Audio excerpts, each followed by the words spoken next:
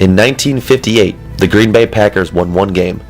3 years later, they would win the NFL championship and become world champions. It would be the beginning of a pro football dynasty and become one of the sport's most amazing stories. In 1958, the team won only one game, tied one, and lost 10. It was the worst record in franchise history. Then, like a bolt out of the heavens, a savior arrived. He would have the title of coach and general manager, but in reality be much more. Vince Lombardi would, in essence, take the entire Packer organization on his shoulders.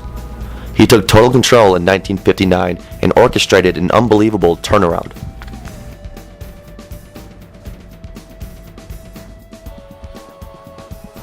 Green Bay's 1959 season would begin the most successful and astonishing 9-year period in the Packers' long and legendary history. This magical time frame was set up when Lombardi coached the Packers to its first winning record in 11 long years and the best record in 14 seasons. He took over a broken, undisciplined club and turned it into an immediate winner. But the best was yet to come.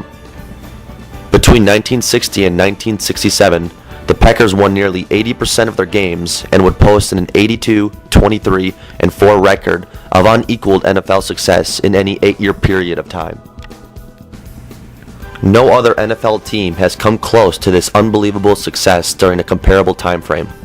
Lombardi, and the men who played in those glorious years, had built a dynasty.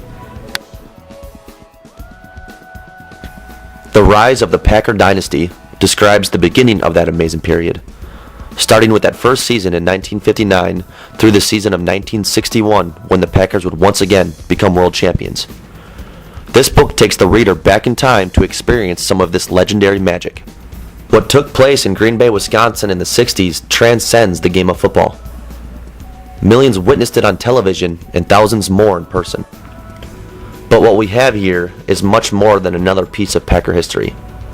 What took place is more of an inspiring narrative on a miraculous transformation of a group of men when one extremely passionate man would instill with them his noble values and unyielding pursuit of excellence.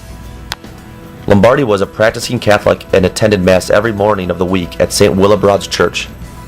Stories circulated about Lombardi's mystical powers to make things happen, but he knew there was no mystery about the power of prayer. Lombardi was a man of strong values from which he would not deviate, nor would he let anyone who worked for him. He possessed a rare combination of faith in God, strong character, excellent teacher, and inspiring motivator. He could be extremely rough on his men, hoisting higher standards of performance upon them than they had ever or would ever experience. Yet they grew to love the man. They have said so over and over through all the years since his death. He brought out a level of performance from these young men that was beyond their wildest imagination, which would leave a lasting impact. They all would help create a dynasty for this proud franchise. They would win not only because Lombardi desperately wanted them to, but because they wanted to.